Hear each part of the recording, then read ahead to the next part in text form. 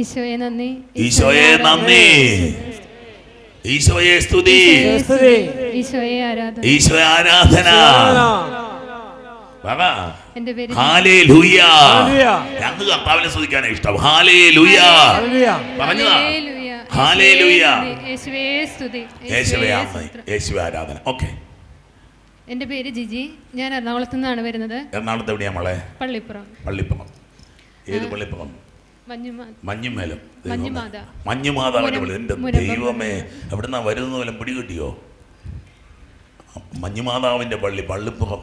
Hallelujah. നമ്മുടെ രൂപതയിൽ ഒരു അൽമേഡാച്ചനൊക്കെ ഉണ്ടായിരുന്നു. അൽമേഡാച്ചന്റെ വീട് എവിടെയുണ്ട് അറിയാമോ? അൽമേഡ. ദൈവമേ, അൽമേഡ ഫാമിലി നീച്ചോട് അടുത്ത് നിന്നു പറഞ്ഞു കാര്യങ്ങൾ വന്നു. നിങ്ങൾക്ക് ധൈര്യമായിട്ട് പറഞ്ഞു. നമ്മുടെ രൂപതയിലെ ഒരു വിശുദ്ധനായ തീഷ്ണമതിയായ ഈ രൂപതയ്ക്ക് വേണ്ടി മരിച്ചൊരച്ഛനാണ്.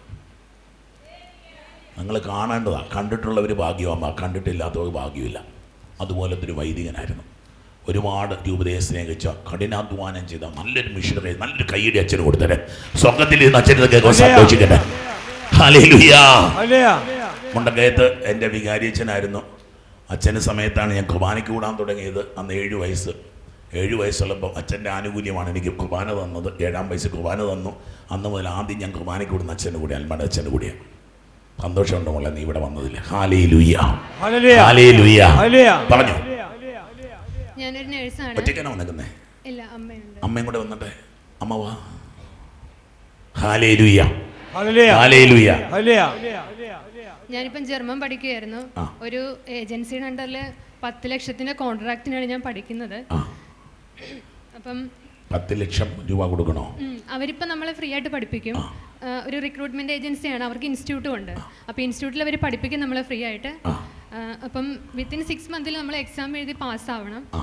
അതിന് പാസ്സായിട്ട് B2 കഴിഞ്ഞിട്ട് നമുക്ക് അവർ 6 മന്ത് ടൈം തരും. അതിനുള്ളിൽ നമ്മൾ എക്സാം എഴുതി പാസ്സാവണം. അപ്പോൾ ആ 6 മന്തിനുള്ളിൽ പാസ്സായില്ലെങ്കിൽ നമ്മൾ ഈ 10 ലക്ഷം രൂപ അവർക്ക് തിരിച്ചു കൊടുക്കേണ്ടി വരും. നിനക്ക് ഭയങ്കര ധൈര്യമാട്ടോ. എന്തായാലും കൈയടിച്ച് കർത്താവിന് മാത്രം കൊടുത്തേ. എന്നാ ഞാൻ കാണിച്ചു തരും എന്ന് പറഞ്ഞുകൊണ്ട് 10 ലക്ഷം രൂപ വെച്ചുള്ളൊരു പരിപാടിയാണ്. അപ്പം ഞാൻ എനിക്ക് പഠിക്കുന്ന സമയത്ത് എൻ്റെ ഫ്രണ്ട്സാണ് അച്ഛൻ്റെ അഭിഷേക് വചസ് എനിക്ക് ഷെയർ ചെയ്ത് തന്നത്. അപ്പം ഞാൻ അതെല്ലാം അന്ന് അൽമേഡ അച്ഛൻ എന്നെ സ്നേഹിച്ചതിന് തിരിച്ചു തരുന്നൊരു സമ്മാനമാണ് മോളെ ഇത്. എന്നെ ഒരുപാട് സ്നേഹിച്ചൊരു വൈദികൻ. എന്നെ ജീവനായിരുന്നു. എന്നെ ഇഷ്ടമായിരുന്നു.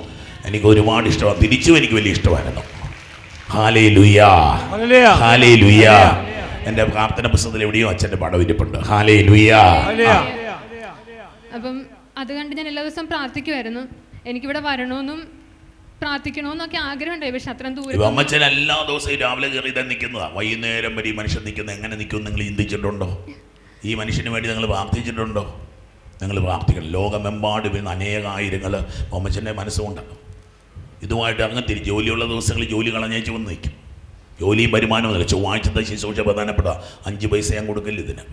നിങ്ങളാരും അങ്ങനെയൊന്നും വിചാരിച്ചേക്കില്ല. വീഡിയോ പണിക്കാരനാണെന്ന് വിചാരിക്കില്ല. ഇദ്ദേഹം ശുശ്രൂഷകനാണ്. ഷിജോ അവിടെ ഇരിപ്പുണ്ട്. ഇവർ രണ്ടുപേരും കൂടെ ഈ ശുശ്രൂഷ ചെയ്യുന്നത്. നിങ്ങൾക്കറിയാം, കഴിഞ്ഞ കോവിഡിൻ്റെ നാൾ മുതൽ ഇന്ന് വരെ മുടങ്ങാതെ അഭിഷേക വചസ്സുകൾ എയർ ചെയ്തിട്ടുണ്ട്. ഒറ്റ ദിവസം മുടങ്ങിയിട്ടില്ല. ഒരു ദിവസം എൻ്റെ പ്രശ്നം വന്നു. എന്നിട്ട് അത് 10 മണിയായപ്പോൾ അത് എയർ ചെയ്തു. ഒറ്റ ദിവസം മുടങ്ങിയിട്ടില്ല ശുശ്രൂഷ. ഇന്ന് വരെ ഒറ്റ ദിവസം മുടങ്ങിയിട്ടില്ല. ആശുപത്രി കിടന്നുകൊണ്ട് ചെയ്തു.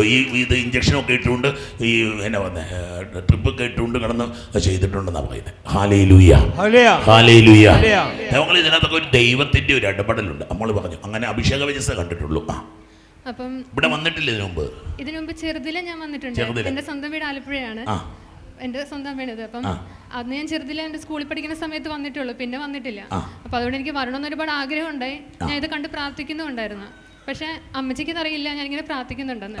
എൻ്റെ മനസ്സറിഞ്ഞതുപോലെ അമ്മച്ചി ഇവിടെ വന്ന് പ്രാർത്ഥിച്ച് എനിക്ക് വേണ്ടിയിട്ട് 13 ആഴ്ച മുടങ്ങാതെ ഇവിടെ വന്ന് കൊച്ചു പറഞ്ഞില്ല, അമ്മയോട് ഈ വിശേഷം പറഞ്ഞിട്ടില്ല. പക്ഷെ അമ്മയുടെ മനസ്സ് പറയുകയാണ് ഇവിടെ വന്നൊരു 13 ആഴ്ച വന്ന് പ്രാർത്ഥിക്കണം. രണ്ടുപേരും അങ്ങോട്ടും ഇങ്ങോട്ടും പറയേണ്ട കാര്യം. ആത്മാവ് ഒന്നിപ്പിക്കും മക്കളെ.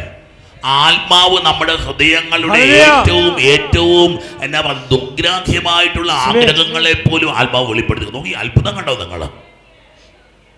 മോളുടെ പ്രാർത്ഥന അവിടെ അവള് അമ്മയോട് പറഞ്ഞില്ല. പക്ഷെ അമ്മ ഇത് ആ സമയത്ത് ഇവിടെ ഒന്ന് പ്രാർത്ഥിക്കാൻ വരിക. അമ്മയോട് ആരാ പറഞ്ഞു ഇവിടെ വരാനായിട്ട്? കൊടുപ്പുന്നയിലുള്ള ഒരു കൊച്ചാ ഒരു കൊച്ചു പറഞ്ഞു പറഞ്ഞു. രാമഗിരിലെ. ആ. അപ്പൊ 13 ആഴ്ച നേർന്നു. 6ാമത്തെ ആഴ്ച കഴിഞ്ഞു. ബുധനാഴ്ച വ്യാഴാഴ്ച വിളിച്ചു പറഞ്ഞു ജയിച്ചു എന്നും പറഞ്ഞു. നീ സസ്പെൻഡ് കളയാതെ നീ പറഞ്ഞു ഇനി. അപ്പം 13 ആഴ്ച മുടങ്ങാതെ വന്ന് ആരാധന നൊവേനയും കൂടാന്നും പറഞ്ഞ് 13 നൊവേന വെച്ചൊരു ദിവസം ചൊല്ലിക്കോളാം നമ്മൾ നേർന്നിട്ടുണ്ടായി. അപ്പോൾ സെപ്റ്റംബർ 29-ാം തീയതി ആയിരുന്നു എനിക്ക് എക്സാം.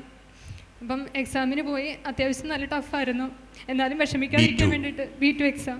അപ്പം ട്രിവാൻഡ്രത്താണ് എനിക്ക് കിട്ടിയത്. അതാണെങ്കിൽ ഡിജിറ്റൽ എക്സാം. അതെ, ഡിജിറ്റൽ എക്സാം ആണ്. അത് എന്നെ ഭയങ്കര ബുദ്ധിമുട്ടായിരുന്നു. ഇവിടെ ഇരിക്കുന്ന കൊച്ചുങ്ങൾക്ക് ഇത് മനസ്സിലായി, കൊച്ചിന്റെ സാക്ഷ്യം എന്നാണ്. മോളുടെ സാക്ഷ്യം നിങ്ങൾ ശ്രദ്ധിച്ചു. അപ്പം എക്സാമിന്റെ ഫസ്റ്റ് ക്വസ്റ്റ്യൻ തന്നെ വന്നപ്പോൾ എനിക്ക് ഭയങ്കര ബുദ്ധിമുട്ടായിട്ട് തോന്നി. അതാണെങ്കിൽ ഓൾറെഡി ഇൻസ്ട്രക്ടർ പറഞ്ഞ് കുറച്ച് ഇൻസ്ട്രക്ഷൻ തന്നിട്ടുണ്ട്, ഇന്ന സാധനം സിസ്റ്റത്തിൽ വരും, നിങ്ങളത് ക്ലിക്ക് ചെയ്തെന്ന് എന്നോട് പ്രത്യേകം പറയുകയും ചെയ്തു. പക്ഷേ ഫസ്റ്റ് പാർട്ട് എഴുതി കഴിഞ്ഞപ്പോൾ തന്നെ അറിയാണ്ട് അതിന്മേൽ ക്ലിക്ക് ചെയ്തു പോയി. ക്ലിക്ക് ചെയ്യില്ലെന്ന് പറഞ്ഞത് ക്ലിക്ക് ചെയ്തു. അതോടെ എൻ്റെ ഫുൾ എക്സാം എഴുതുന്നത് മൊത്തം ഡിലീറ്റ് ആയി. നോക്കിക്കേ, ഒരു പരീക്ഷ മുഴുവൻ ചെയ്തു വന്നിട്ട് ക്ലിക്ക് ചെയ്ത് തൊട്ട് കഴിഞ്ഞ മുഴുവൻ ഡിലീറ്റ് ചെയ്തത് മുഴുവൻ വെള്ളത്തിൽ. സിസ്റ്റം മൊത്തത്തോട് ഓഫ് ആയി പോയി. അപ്പം വീണ്ടും അത് സ്കാൻ ചെയ്ത് വേണം ഓപ്പൺ ചെയ്യാനുണ്ട്. അപ്പോൾ ഇൻസ്ട്രക്ടർ വരില്ല. എനിക്ക് എന്ത് ചെയ്യണമെന്ന് അറിയില്ല. ഇനി എനിക്ക് ആ പ്രാവശ്യം എക്സാം എഴുതാൻ പറ്റത്തില്ലെന്ന് ഞാൻ വിചാരിച്ചതായിരുന്നു. പിന്നെ മാതാവിനെ ഉണ്ണീശോ അന്തോണിസ് മുന്നാൾ എല്ലാവരെയും വിളിച്ച് വിശ്വാസപ്രമാണം എത്രയും തോളം മാതാവൊക്കെ ചൊല്ലിക്കൊണ്ടിരിക്കുവായിരുന്നു. എനിക്ക് അവിടെ അറിയാവുന്ന പ്രാർത്ഥന മുഴുവൻ അങ്ങോട്ട് ചൊല്ലി പ്രാർത്ഥിച്ചു. ഒരു 3-4 മിനിറ്റ് കഴിഞ്ഞപ്പോൾ സിസ്റ്റം ഓട്ടോമാറ്റിക്കലി ഓപ്പൺ ആയി വന്നു.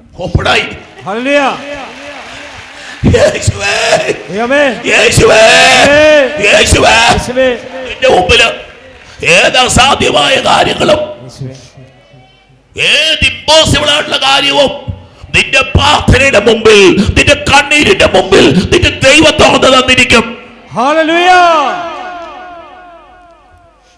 എന്തെല്ലാം പിടി ഞെക്കിയായിരുന്നോ? ഒന്നും ചെയ്തില്ല, ഞാൻ പ്രാർത്ഥിച്ചത് മാത്രമേ ഉള്ളൂ. പക്ഷേ തൊട്ടുപോലുമില്ല. ചെയ്ത ആൻസറുകൾ പോയെങ്കിലും എനിക്ക് ആദ്യം തൊട്ട് മൊത്തം ക്വസ്റ്റ്യൻസ് വീണ്ടും കിട്ടി. ആൻസർ പോയെങ്കിലും എനിക്ക് ചെയ്ത് അറിയാവുന്നത് കൊണ്ട് ഞാൻ വീണ്ടും പെട്ടെന്ന് ഇവിടെ എനിക്ക് ആൻസർ എല്ലാം ചെയ്യാൻ പറ്റി. എക്സാം കഴിഞ്ഞിറങ്ങി. സ്പീക്കിംഗ് അത്യാവശ്യം നല്ല ബുദ്ധിമുട്ടായിരുന്നു. എന്നാലും ഞാൻ പറഞ്ഞു ഇതിന് എക്സാമിന് ജയിക്കാൻ പറ്റില്ലെങ്കിൽ ഞാൻ വല്ല ആറ്റിലും ചാടത്തുള്ളൂ എന്ന് വിചാരിച്ചിട്ടാണ് വന്നത്. പക്ഷെ എന്നാലും ഇവരുടെ ജർമ്മനി നരകത്തിലെ 10 ലക്ഷം കൊടുക്കാനുള്ള അവസ്ഥ ഇല്ലാത്തതുകൊണ്ട് പിന്നെ ജീവിച്ചിരുന്ന ഒരു കാര്യം 10 ലക്ഷം കൊടുക്കാനൊന്നും നമ്മുടെ കയ്യിലില്ല. അത് കഴിഞ്ഞ് വീട്ടിൽ അല്ല വനുവോളെ, നിന്റെ കയ്യിൽ 10 ലക്ഷം കൊടുക്കാൻ വകയില്ലെങ്കിൽ ദൈവത്തിന്റെ കയ്യിൽ 10 ലക്ഷം രൂപ കൊടുക്കാൻ വകയുണ്ട്. എന്റെ കർത്താവിന്റെ കയ്യിൽ 10 ലക്ഷം കൊടുക്കാൻ കഴിവുണ്ട് മോളെ. നിന്റെ കഴിവുകേടുകൾ നിന്റെ ദൈവത്തിന്റെ മക്കൾ നിറവായിട്ടിരിപ്പുണ്ട്. അത് ഓർത്താ മതി. ദൈവ മക്കള് ഓടിപ്പോയി ചാകാനല്ല തുടങ്ങേണ്ടത്, ഓടിപ്പോയി അസ്വസ്ഥപ്പെടാൻ എന്റെ ദൈവത്തിന്റെ കയ്യിലുണ്ട്. അറിയാവുന്ന പ്രാർത്ഥന മുഴുവൻ സിസ്റ്റത്തിന്റെ മുമ്പിൽ നിന്ന് ചൊല്ലുമ്പോൾ തുറക്കുക ഇത്. അതിനുശേഷം പ്രാർത്ഥനകൾ മാത്രമേ ഉണ്ടായുള്ളൂ. അമ്മച്ചി മുടങ്ങാണ്ട് എല്ലാ ദിവസവും ഇവിടെ വരുന്നുണ്ടായി. അപ്പൊ ഞാൻ എക്സാം കഴിഞ്ഞതിന്റെ പിറ്റേ ദിവസം അമ്മ ആലപ്പുഴയിൽ നിന്ന് വരും. കാലിന് അത്ര നല്ല സുഖമുള്ള ആളല്ല, അമ്മ വരുമായിരുന്നു. അപ്പം എക്സാം കഴിഞ്ഞ് എൻ്റെ 2 ദിവസം കഴിഞ്ഞപ്പോൾ മക്കൾക്ക് ലീവ് ഉണ്ടായിരുന്നോണ്ട് ഞാൻ കുട്ടികളെയും കൂട്ടി വീട്ടിലേക്ക് വന്നിട്ട് അമ്മയോട് പറഞ്ഞമ്മേ എനിക്ക് നാഗമ്പടത്ത് പോയി പ്രാർത്ഥിക്കണം, പരീക്ഷ ജയിക്കാൻ വേണ്ടി പ്രാർത്ഥിക്കണം എന്ന് പറഞ്ഞു. അപ്പം അമ്മച്ചി പറഞ്ഞു മോൻ ഇപ്പം പോവണ്ട, മോൻ്റെ സമയമായിട്ടില്ല, മോന് റിസൾട്ട് വന്നു കഴിയുമ്പോൾ സാക്ഷ്യം പറയാനായിട്ട് വന്നാൽ മതി എന്ന് പറഞ്ഞു. എന്തൊരു ധൈര്യമായത്. ഇപ്പൊ കൊച്ചു പോവണ്ട, നീ സാക്ഷ്യം പറയാൻ പോയാ മതി, നീ യാചിക്കാൻ പോകണ്ട, നീ പ്രാർത്ഥിക്കാൻ പോകണ്ട. അമ്മ പോകുന്നുണ്ട്, എന്റെ മോള് സാക്ഷ്യം പറയാൻ പോകും.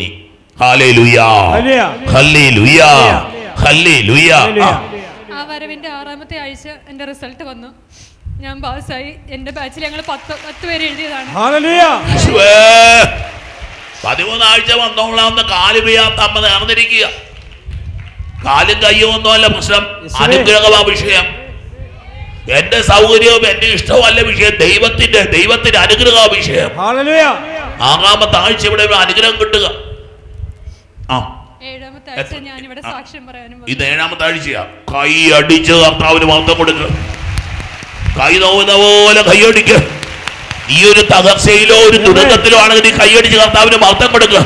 നിന്റെ കുഞ്ഞൊരു പരീക്ഷ എഴുതുന്നുണ്ടെങ്കിൽ നീ കർത്താവിന് കൈയടിച്ച് മഹത്വം കൊടുക്കുക. ഹല്ലേലൂയ. എത്ര പേര് പരീക്ഷ എഴുതി? എന്റെ ബാച്ചിൽ 10 പേരായിരുന്നു. ഞങ്ങൾ ഫുൾ ഇൻസ്റ്റിറ്റ്യൂട്ടിൽ 24 പേരെ എഴുതിയത്. ഞങ്ങൾ അറിഞ്ഞത് വെച്ചിട്ടാണെങ്കിൽ ഞങ്ങൾ 3 പേരോ 4 പേരാണ് ജയിച്ചേക്കുന്നത്. അത് എൻ്റെ കൂടെ എഴുതി ഞങ്ങൾ 2 പേരെ ജയിച്ചിട്ടുള്ളൂ. കൂടെ എഴുതിയ 2 പേര്, നിങ്ങൾ 2 പേര്? ഞാനും വേറൊരു ആൺകുട്ടി ഉണ്ടായിരുന്നു. ഞങ്ങൾ 2 പേരും മാത്രമേ ജയിച്ചുള്ളൂ. ബാക്കി 8 പേരും ഫെയിലായി. അവർ 10 ലക്ഷം രൂപ കൊടുക്കണം. അവർക്ക് ഇനി 2-3 മാസം കൂടി ടൈം കൊടുത്തിട്ടുണ്ട്. അതിനുള്ളിൽ ഇല്ലെങ്കിൽ ഒരു 10 ലക്ഷം രൂപ തിരിച്ചു കൊടുക്കേണ്ടി വരും. നോക്കിക്കോ മക്കളെ, മുള്ളിൽ നിന്ന പ്രാർത്ഥന, മുള്ളിന്മേൽ നിന്ന പ്രാർത്ഥന, ത്യാഗം എടുത്ത പ്രാർത്ഥന. ഹല്ലേലൂയ, ഹല്ലേലൂയ, ഹല്ലേലൂയ, ഹല്ലേലൂയ. ഫസ്റ്റ് ചാൻസിൽ ജയിച്ചു. ഫസ്റ്റ് ചാൻസിൽ 4 എഴുതിയെടുത്തു. ഞാൻ OIT 2 പ്രാവശ്യം ഫെയിലായി നിൽക്കുന്ന ഒരു വ്യക്തിയായിരുന്നു. OIT എന്ന് പറഞ്ഞാൽ ആർക്കും എഴുതി ജയിക്കാവുന്ന പരീക്ഷയുടെ പേര് OIT എന്നൊക്കെ പറഞ്ഞാൽ. അത്യാവശ്യം ഇംഗ്ലീഷും കുറച്ച് കോമൺ സെൻസും ഉണ്ടെങ്കിൽ എഴുതിയെടുക്കാവുന്ന പരീക്ഷയുടെ പേര് ഈ OIT എന്നൊക്കെ പറഞ്ഞത്. പക്ഷെ B2 എന്നൊക്കെ പറയുന്നത് ഫസ്റ്റ് ചാൻസിൽ എഴുതിയെന്നൊക്കെ പറഞ്ഞാൽ എനിക്കറിയില്ല എന്നാ പറയേണ്ടതെന്ന്. Hallelujah, hallelujah. സാധാരണ 2 or 3 ഒക്കെ ജയിക്കും ചിലർ. നല്ല മെഡിക്കലാണ് 3 ജയിക്കും. ഞങ്ങളുടെ ഇൻസ്റ്റിറ്റ്യൂട്ടിൽ 4-5 പ്രാവശ്യം ചെയ്തിട്ടും ജയിക്കാത്ത കുട്ടികളാണ് നിൽക്കുന്നത്. അപ്പം പഠിപ്പിക്കുന്ന സമയത്ത് ചില സമയത്ത് B1 കുറച്ച് മാർക്ക് കുറവായിരുന്നു.